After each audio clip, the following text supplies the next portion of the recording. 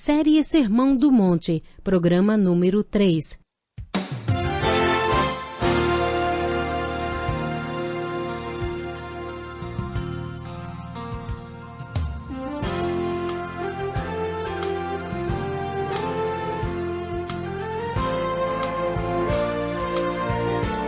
Vivemos em um mundo onde a onda de terror e desastres tentam roubar a nossa paz, onde o mal sempre está tentando prevalecer. Mas vemos pela palavra de Deus desde o Antigo Testamento que o cuidado de Deus para com aqueles que o temem e o buscam é muito real e permanente. Fique atento a mais um programa Encontro com a Palavra. Aqui apresentamos a palavra de Deus como resposta a todas as mais difíceis questões da vida. Agora com você, Pastor Edson Bruno.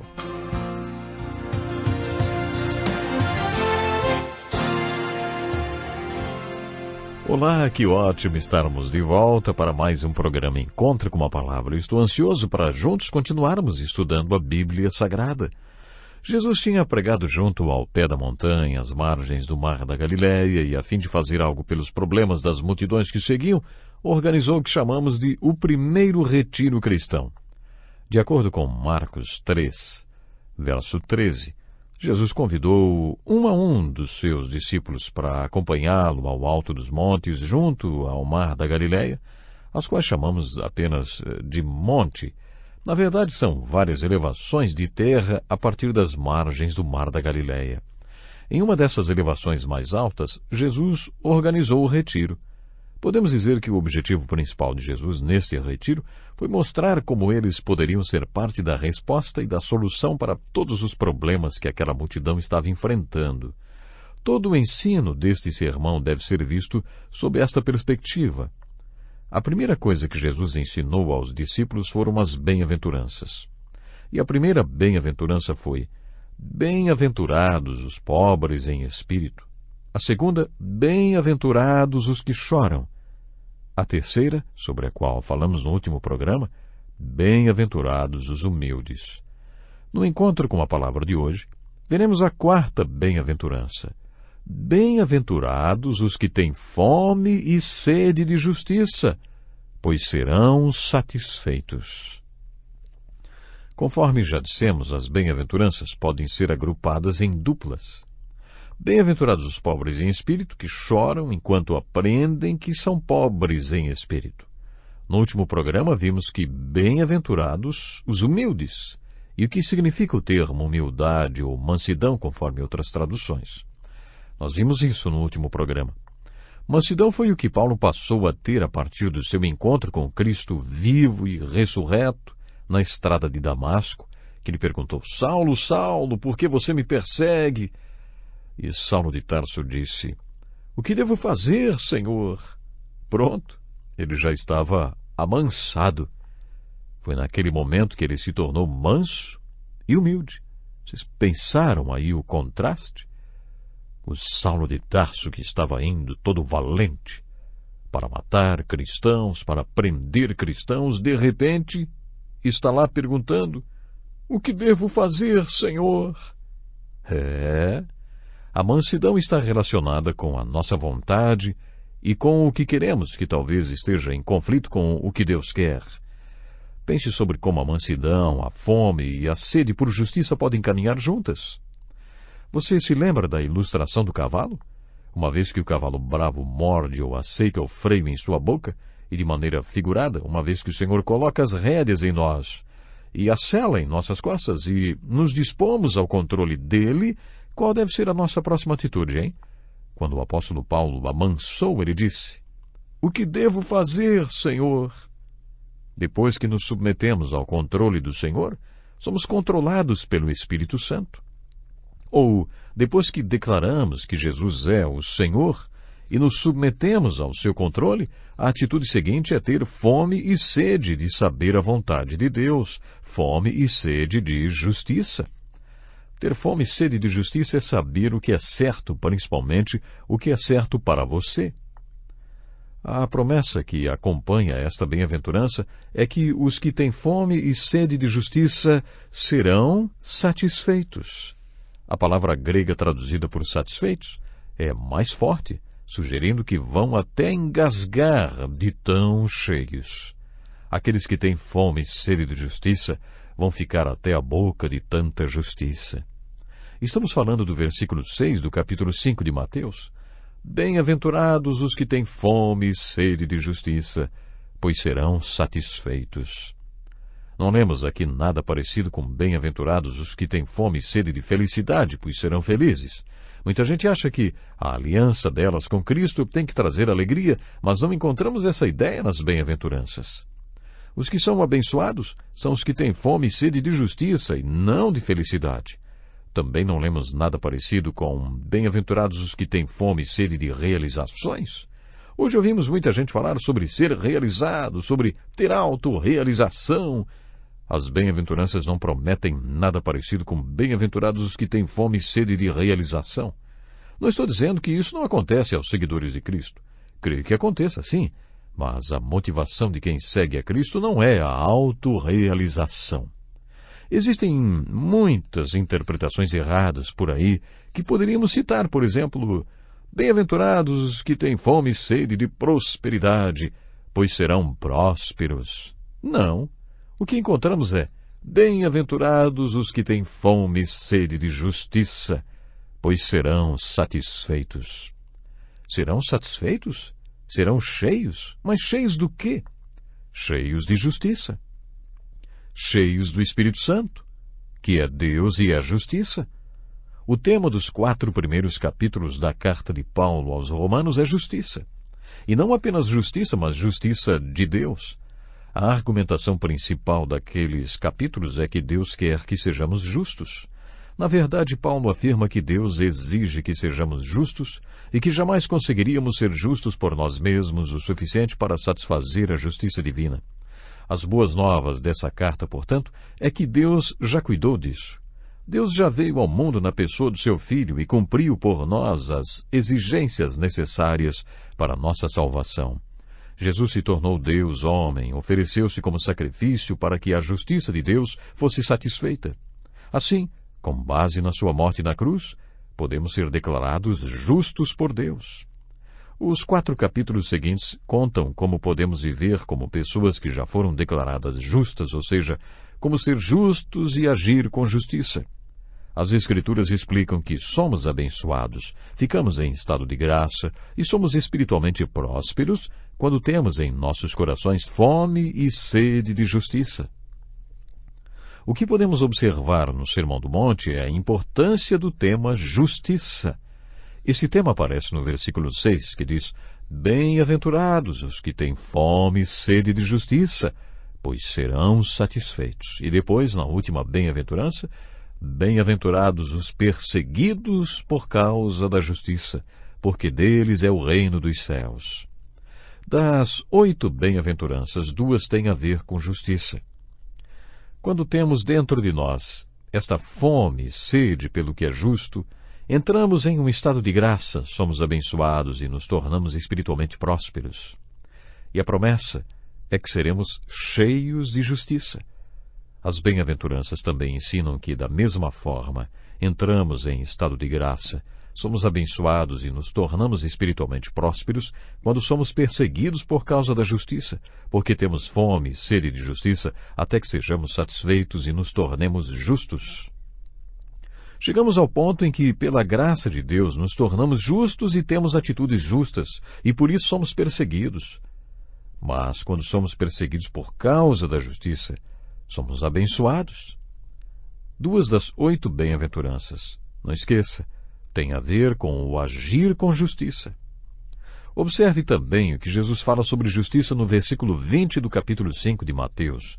Pois eu lhes digo que se a justiça de vocês não for muito superior à dos fariseus e mestres da lei, de modo nenhum entrarão no reino dos céus. Os escribas e fariseus eram justos? Eles tinham um conceito de justiça que batia de frente com o conceito que Jesus tinha. A justiça deles era externa. Eles queriam parecer justos. Eles faziam de tudo para que todos os vissem dando esmolas aos pobres nas ruas. Jesus falou que eles davam esmolas apenas para serem vistos pelos homens e serem considerados justos. Eles também oravam nas praças públicas para parecerem justos e piedosos para o povo. A justiça deles era externa. Jesus disse aos seus discípulos que eles deveriam ser justos interiormente e não exteriormente, que o homem interior é mais importante do que o homem exterior. É melhor que a justiça seja interna do que externa. A justiça dos escribas e fariseus era horizontal, ou seja, para ser vista pelos homens. Era dirigida aos homens e não a Deus. Quando eles oravam, na verdade, não falavam com Deus, mas com o povo que estava nas esquinas ou nas sinagogas ou onde quer que eles decidissem orar. Jesus enfatizou que nossa justiça deve ser vertical e não horizontal. Mas quando você orar, vá para o seu quarto, feche a porta e ore a seu Pai, que está em secreto. Então seu Pai, que vê em secreto, o recompensará. Os escribas e fariseus eram legalistas e, conforme comentamos, importavam-se apenas com as cerimônias e com o cumprimento dos sacramentos contidos na lei. Este tipo de justiça é legalista e não espiritual. Jesus se preocupava com o espírito da lei e não com a letra da lei. Deliberadamente, Jesus infringiu a lei do sábado para ter a chance de dizer a eles: o sábado foi feito por causa do homem, não o homem por causa do sábado. O espírito da lei do sábado visava o bem-estar do homem, e quando alguma coisa era feita no sábado para promover o bem-estar do homem, o espírito da lei do sábado era mantido. Mas eles eram tão legalistas que tinham perdido essa perspectiva. Mais tarde, o apóstolo Paulo se referiu ao espírito da lei em contraste com a letra da lei. A letra mata, mas o espírito vivifica, ele disse. A justiça dos escribas e fariseus era legalista, e Jesus ensinou que a nossa justiça deve ser espiritual. A justiça deles era temporal, e Jesus disse que a nossa justiça é eterna. O eterno é mais importante do que o temporal. A justiça deles era tradicional, baseada em regras que eles próprios criaram, que muitas vezes não tinham nem sequer base nas Escrituras. Jesus ensinou que a justiça deveria ser bíblica. Nos evangelhos de Mateus e Marcos, principalmente, Jesus bate de frente com os líderes religiosos por causa disso. Ele afirmou que, às vezes, as tradições deles contradiziam com as Escrituras, e quando isso acontecia, a tradição era mais autoritária do que as Escrituras. Jesus os repreendeu por causa disso. Portanto, a justiça dos escribas e fariseus era tradicional, e Jesus ensinou que a justiça verdadeira deveria ser baseada nas Escrituras. A grande diferença entre a justiça dos mestres da lei e dos fariseus e a justiça de Jesus, a justiça que ele ensinou, era que daqueles era hipócrita. A palavra hipócrita em grego significa duas caras. No início da história do teatro, os atores usavam máscaras para representar seus personagens. O hipócrita é aquele que finge, que usa uma cara para ser uma coisa por fora, mas por dentro é outra. Um hipócrita não é aquela pessoa que não está bem espiritualmente, mas é aquela pessoa que nem sequer tenta ser espiritual, mas finge que é. Às vezes, nem crê no Evangelho, nem no que uma pessoa de fé crê. Por alguma razão, eles estavam fingindo que criam e Jesus os chamou de hipócritas. A justiça dos escribas e fariseus era hipócrita. Jesus ensinou que a justiça dos seus seguidores deveria ser real e verdadeira. Seus seguidores deveriam ser verdadeiros. Encontramos várias referências desse conceito de justiça nos ensinos de Jesus, principalmente no Sermão do Monte. No capítulo 5, Jesus diz que bem-aventurados são os que têm fome e sede de justiça e os perseguidos por causa da justiça. Neste capítulo, ele também diz que a nossa justiça tem que ser superior à dos fariseus e mestres da lei. Ainda como parte do Sermão do Monte, no início do capítulo 6, Jesus disse: tenham o cuidado de não praticar as suas obras de justiça diante dos outros para serem vistos por eles. Se fizerem isso, vocês não terão nenhuma recompensa do Pai Celestial. Portanto, no capítulo 6, Jesus fala sobre olhar para o alto. Ele está falando de justiça. Certifique-se de que tudo que você faz em adoração e mordomia, oração e jejum, esteja diante de Deus e não seja para homem nenhum ver. Na segunda metade do capítulo 6 de Mateus, Jesus fala sobre valores. sobre olhar para o alto e ter os valores de Deus, as prioridades de Deus. O versículo-chave dessa passagem é o 33, no qual Jesus diz: Busquem, pois, em primeiro lugar o reino de Deus e a sua justiça, e todas essas coisas lhes serão acrescentadas. Todos nós devemos ter uma lista de prioridades na vida, alvos que devem ser alcançados. Qual você acha que deveria ser a prioridade número 1 de nossas vidas? Bom, de acordo com Mateus 6:33, devemos ter duas prioridades no topo da lista: o reino de Deus e a sua justiça. Isso quer dizer que Deus é o seu rei e o que ele mostra a você é o certo. Estas são as duas prioridades do topo da lista. Tudo isso nos ajuda a compreender, pelo menos no ensino de Jesus, a importância do conceito de justiça. O conceito de justiça é enfatizado em toda a Bíblia. No Salmo 4, versículo 5, lemos um dos meus versículos preferidos: Ofereçam sacrifícios como Deus exige e confiem no Senhor. Esta é a tradução da Nova Versão Internacional da Bíblia. Na versão revista e atualizada, o versículo foi traduzido assim: Ofereceis sacrifícios de justiça e confiai no Senhor. Neste salmo, o salmista mostra que não conseguia dormir porque tinha que tomar uma decisão. Ele tinha que decidir entre fazer o que era certo ou o que era mais fácil.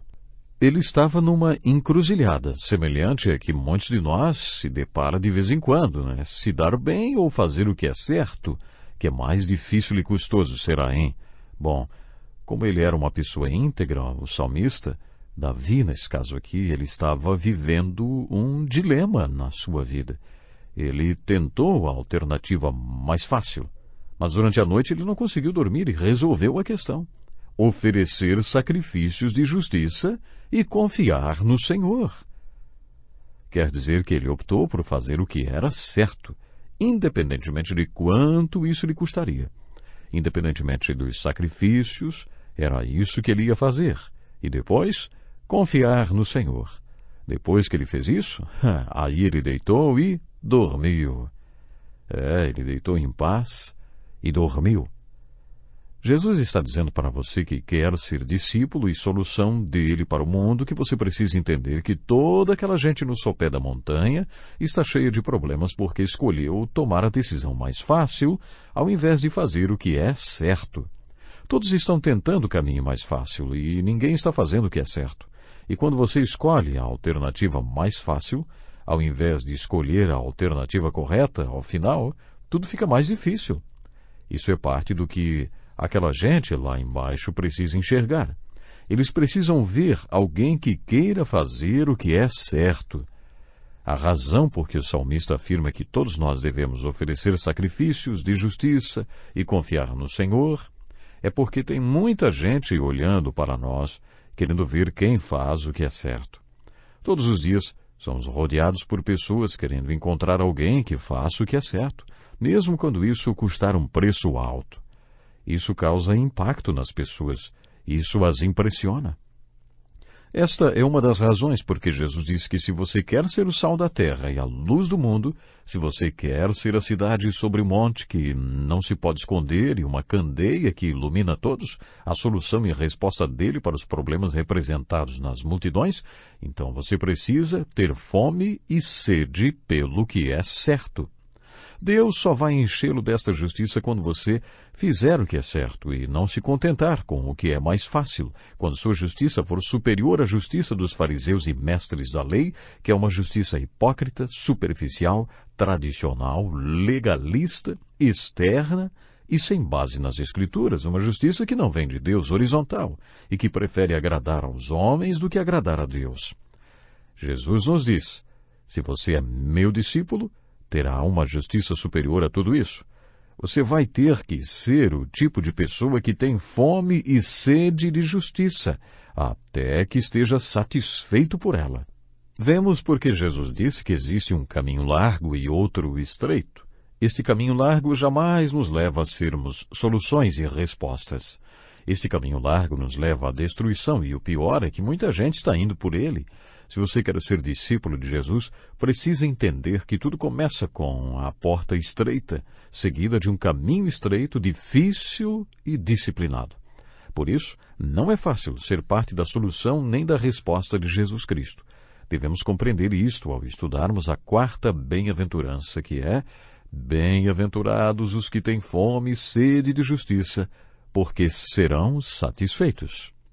Isso não deve nos surpreender, porque as Escrituras estão repletas de referências à justiça. Com a ajuda de uma concordância bíblica, faça uma busca da palavra justiça ou justo na Bíblia e você perceberá a importância deste conceito no livro sagrado. Entre tantos versículos, eu gostaria de citar um para você. Isaías, capítulo 61, verso 3, que diz como o povo de Deus deve ser chamado. Diz assim, eles serão chamados carvalhos de justiça, plantio do Senhor, para a manifestação da sua glória. Como glorificamos a Deus? Como nos tornamos parte da resposta e solução de Jesus? Isto tem a ver com mansidão, com humildade. Isto tem a ver com dizer: Deus não é o que eu quero, mas o que o Senhor quer. E depois ter fome e sede de fazer o que é certo e correto. Aí podemos reivindicar a promessa de que, quando temos fome e sede de justiça, Ele nos satisfaz com ela. Eu quero agora sublinhar algumas coisas interessantes antes de encerrar o programa de hoje. Lembram no salmo que falamos? Ofereceis sacrifícios de justiça e confiai no Senhor. Lembram que falei também que neste salmo o salmista mostra que não conseguia dormir porque tinha que tomar uma decisão. Ele tinha que decidir entre fazer o que era certo ou o que era mais fácil. Ele estava numa encruzilhada semelhante a que muitos de nós se deparam de vez em quando. Dar-se bem em algo ou fazer o que é certo?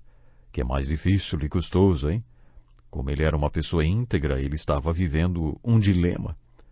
O salmista tentou a alternativa mais fácil, mas durante a noite não conseguiu dormir e resolveu a questão: oferecer sacrifícios de justiça e confiar no Senhor. Quer dizer que ele optou por fazer o que era certo, independentemente de quanto isso lhe custaria. Jesus está dizendo para você que quer ser discípulo e solução dele para esse mundo, que você precisa entender que toda aquela gente no sopé da montanha está cheia de problemas porque escolheu tomar a decisão mais fácil ao invés de fazer o que é certo. Todos estão tentando o caminho mais fácil e ninguém está fazendo o que é certo. E quando você escolhe a alternativa mais fácil, ao invés de escolher a alternativa correta ao final, tudo acaba ficando mais difícil. Prezado ouvinte, eu repeti isso aí porque é muito importante para a nossa vida como cristãos, para você que quer fazer diferença no mundo em que vivemos, para você que quer ser bênçãos para pessoas que estão à sua volta, quem sabe na sua casa, no seu trabalho, na escola, em algum lugar. Somos chamados para fazer diferença. Somos chamados para ser uma bênção. Programe-se para estar conosco no próximo Encontro com a Palavra. Eu tenho certeza vai ser muito especial. Até lá, então. Que lição importantíssima. Obrigado, Pastor Edson Bruno. Prezado ouvinte, coloque em prática o que você ouviu aqui.